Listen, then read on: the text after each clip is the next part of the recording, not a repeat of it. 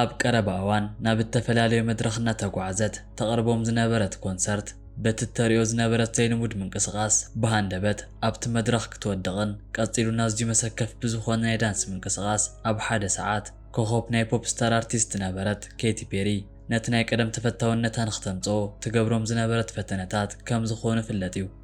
ኣብቲ ናይ ቀደም ሰዓት ናይዚኣ ኣርቲስት ብዙሓት ናይ ኣዋርድ ሽልማትን ናይ ሬድዮ መድረኽን ከይተሰምዖ ሓሊፉ ይፈልጥን። ካብ ብዙሓት ኣርቲስት ንላዕሊ ጎሊሃት ትረአን ቀፂሉን ርእሰ እምነት ዘለዋን ናይ ብዙሓት መናእሰይ ሮል ሞዴል ዝነበረትን ህብብቲ ኣርቲስት እያ ነይራ። ኮይኑ ግና እዚኣ ተፈታዊት ኮይና ፀንሐት ኣርቲስት ኣብ ዝኾነ ቦታ ቅጥዕ ሲኢና ተረኣያ። ናይ ኬቲ ፔሪ ናይ ሙዚቃ ስራሕቲ እቶም መብዛሕትኦም ናይ ኣዋልድ ምትብባዕ ዝገልጹ እኳ እንትኾኑ ኣብቲ ድሕሪት መጋረጃ ዘሎ ናይዛ ኣርቲስት ሕድሕድ ስጉሚ ግና ብሓደ ፕሮዲሰር ተሰርሐ ነይሩ። ኣብዚ ሕጂ ፔሪ ድኹም ስራሕ እናቕረበትን ብብዙሕ ፃዕሪ ተሃኒጡ ዝነበረ ኣፍሉጣን እናፈረሰ እዩ ዝርከብ። ካብ ፈለሙ እውን እንተኾነ ዓለም ለኸ ተፈላጥነት ንምርካብ ተባሂሉ ብናይ ውልቀ ሃይማኖት ምስጓም ናብዚ ዘብፅሕ እዩ ነይሩ። ብዙሓት ኣብ ሶሻል ሚድያ ከም ዝገልጽዎ ኣካልካ ሸጥካ ምህብታም ኣብ ሓደጋ ይውድቕ እዩ ዝብል እዩ። እቲ መፈለምታ እውን ኣብ ዝተፈላለዩ ናይ ሃይማኖት ቦታታት ብመዝሙር ጌራ ትሰርሕ እኳ እንተፀንሐት ሃንደበት ግና ኣብ ሶሻል ሚድያ ቀሪባ ህይወት ምስ ከበደትኒ ኣካለይ ናብ ሸይጣን ሂወዮ ኢላ ክትዛረብ ተሰሚዓ እያ። ኬቲ ፔሪ ዝዓበየትሉ ቤተሰብ ኣብ ቸርች ግልጋሎት እናሃበ ብዙሓት ቸርች ኣብ ዝሰርሕ ቤተሰብ እያ ነይራ። ፓስተር ኮይኑ ከገልግል ዝፀንሐ ናይዚኣ ኣርቲስት ወላዲ ኣቦ ነቲ ናይ ዓለም ሙዚቃ ሙሉእ ንሙሉእ ዋላ እኳ ተዘይወገዞ ብፍጹም ዝድግፎ ግና ኣይነበረን። ብኸምዚ ምኽንያት እውን ናይ ጎስፕል ሲንገር ብምዃን ናይ ቸርች መዝሙር ክትሰርሕ ዝጀመረት ገና ቆልዓ እንኮላ እዩ ነይሩ። ኦ ሃፒ ዴይስ ሂስ ኣይስ ኦን ዘ ስፕሮ ቀፂሉ እውን ኣሜዚንግ ግሪስ ዓይነቶም መዝሙራት እናሰርሐት ክትዓቢ ኪላ እያ። ናይ ሙዚቃ ግጥምታታ ብርእሳ ንኽተውፅእን ናይ ጊታር መሳርሒ ብምፅዋትን ብዙሕ ግዜ ተሐልፍ ዝነበረት እዚኣ ኣርቲስት ኣብታ ናይ ሙዚቃ ከተማ ተባሂላ ትፅዋዕ ናይ ኣሜሪካ ግዛት ናተመላለሰት ናይ ዲሞ ቅድሓት ከተዳሉ ጀሚራ እያ። ኣብዚ ሰዓት ድማ ናይዚኣ ኣርቲስት ክእለት ሬድ ሂል ሪከርድስ ዝብል ናይ ሙዚቃ ፕሮዳክሽን ባንዲ ኣቓልብኡ ክትሰርቆ ኪላ እያ። እዚ ትካል እውን ንኬቲ ፔሪ ገና ጓል 16 ዕድመ እንኮላ እቲ ናይ ፈለማ ዝኾነ ናይ ሙዚቃ ስርሓ ናብ ሰማዕ ክተብፅሕ ሓጊዝዋ እዩ። ኮይኑ ግና እዚ ናይ ሃይማኖት ትሕዝቶ ዘለዎ ናይ ጎስፕል ሙዚቃ ዓለም ምስ ዝሰምዖ ናይ ዓለማውነት ፖፕ ደርፊ ብሓንሳብ ክጓዓዘላ ስለ ዘይከኣለ እቲ ዝዘርግሓቶ ናይ ጎስፕል ሙዚቃ ኣልበም ክስምዐላ ኣይከኣለን። ኣብዚ ሰዓት ግና ነቲ ናይ ርእሳ ዝኾነ ሃይማኖት ምስዓብን ወይ ድማ ነቲ ናይ ጎስፕል ሙዚቃ ምቕፃል ዝብል መማረፂ ክኸውን እንከሎ ካብዚ ሓሊፉ ድማ ነቲ ናይ ውልቃ ህይወት ገዲፋ ምስ ናይ ፖፕ ሙዚቃ ምስዓብ ዝብል ካልእ ኣማራፂ እዩ ነይሩ። ንሳ ዝመረፀቶ እውን ነዚ ፌመስ ብምዃን ናብ ሃብቲ ዝወስድ መገዲ እዩ ነይሩ። ብድሕሪኡ እውን ናብ ካሊፎርኒያ ብምኻድ ምስ ካፒታል ሪከርድስ ዝተባህለ ናይ ሙዚቃ ፕሮዲስ ኮንትራት ብምሓዝ ኣይኪስ ኤገርል ዝብል ሙዚቃ ዘርጊሓ እያ። እዚ ናይ ሙዚቃ ስራሕ እውን ምስቲ ሃይማኖታት ዝፃባቕ ብምንባሩ ናብ ጭንቂ ክትኣቱ ኪላ እያ። ቤተሰባ እውን ነዚ ጉዳይ ምስ ሰምዑ ናብ ርግማን ይኣተውን። ኣብ ኮልህርዳድ ዝብል ፖድካስት እዚኣ ኣርቲስት ተዓዲማ ምስ ቀረበት ድሕርቲ ናይ ሙዚቃ ስራሕተይ ምስ ብዙሓት ሰባት ተላለየ ብዙሓት ኣይዲዮሎጂ ክቕበለሉ ዝኽእል ብዙሕ ስነ ልቦና ረኺበ ብምባል ተዛሪባ እያ። ኣብ 2018 ዓ.ም እዚኣ ኣርቲስት ዘርግሓቶ ዋን ኦፍ ዘ ቦይስ ዝብል ኣልበምን ኣብቲ ድሓር ድማ ቺኒክ ድሪም ዝብል ናይ ሙዚቃ ኣልበም ብብዙሓት ሰባት ኣዝያ ተፈላጢት ክትከውንን ተፈታውነት ክትረኽበሉን ኪላ እያ። ኣብዚ ስርሓ እውን ኬቲ ፔሪ ኣብ 7 ናይ ግራም ኣዋርድ ብልጫ ሕፂይቲ ኮይና ንኽትሳተፍ በቂዓ እያ። ካብቶም ኣልበም ተመሪፆም ዝስምዑ ሙዚቃታት እውን ኣብ ናይ ኣሜሪካ ናይ ቢልቦርድ ናይ ሙዚቃ ቻርት ደረጃ ሒዞም ፀኒሖም እዮም።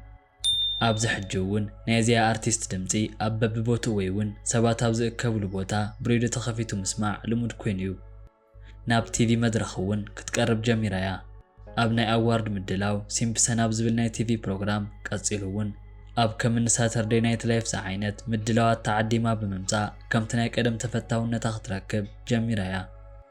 ኣብ ዓበይቲ ኮንሰርት ብምስራሕ እውን $59.5 ሚልዮን ኣታዊ ክትረክብ ኪላ እያ። ኣብ 2014 ዓ.ም ቢልቦርድ ንኬቲ ፔሪ ናይዛ ዓመት ብልፅቲ ጓል ብምባል ናብ ዓለም ዕላው ገይርዋ እዩ።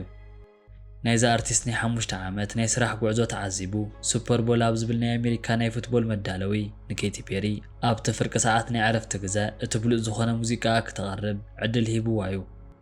ኣብዙውን ካብ ኣሜሪካ ጥራይ 118.5 ሚልዮን ቪው ከም ዝረኸበትን ቀፂሉን ካብቲ ናይ ማይክል ጃክሰን ይኹን ቢዮንሴ ቀሪቡ ዝጸንሐ ናይ ሱፐር ቦል ምድላው በሊጹ ከም እተረኸበ ተመስኪሩላ እዩ። ኣብ ዝቕጽል ዓመት ዝዘርግሓቶ ቼንጅ ቱ ዘ ሪትም ዝብል ናይ ሙዚቃ ስርሓ ናይ ኬቲ ፔሪ ናይ ዓወታ ውድቀት ብውሕድ እውን እንተኾነ ዘርአየ ነይሩ። ብዙሓት ናይ ፖለቲካ ትሕዝቶ ከም ዘለዎ ተዛሪቦም እዮም። ብወሲዒባ እውን ኣብዚ ሕጂ ኣክቲቪስት ክትከውን ከም እትኽእል ጽቡቕ ገይሩ ዘርአየ ስራሕ እዩ ነይሩ። ኣብ 2016 ዓመተ ምህረት ኣብ ናይ ኣሜሪካ ፕሬዚደንታዊ ምርጫ ኬቲ ፔሪ ምስ ሂላሪ ክሊንተን ብምዃን ኩሎም ፈተውታ ዝኾኑ ንሂላሪ ክመርጹ ከም ዘለዎም ክትዛረብ ጸኒሓ እያ። እሞዳኣ ናይዚ ኣርቲስት ዓወት ክጠፍእ ዝጀመረ ኣብ 2014 ምስ ተህብብቲ ኣርቲስት ቴይለር ስዊፍት ኣብ ጎንፂ ምስኣተወት እዩ ነይሩ። ክልቲአን ናይ ኣሜሪካ ፍሉጣት ኣርቲስት እኳ እንተኾና ኣብ ኬቲ ፔሪ ግና ዓብ ጽዑን ተሕዲሩ እዩ። ምስ ስዊፍት ይሰርሑ ዝነበሩ ዓጀብቲ ሙዚቃ ምስኣ ንከይሰርሑ ኣብ ዝገበረትሉ ሰዓት እዚ ጎንፂ ከም እተላዕለ ተገሊጹ እዩ።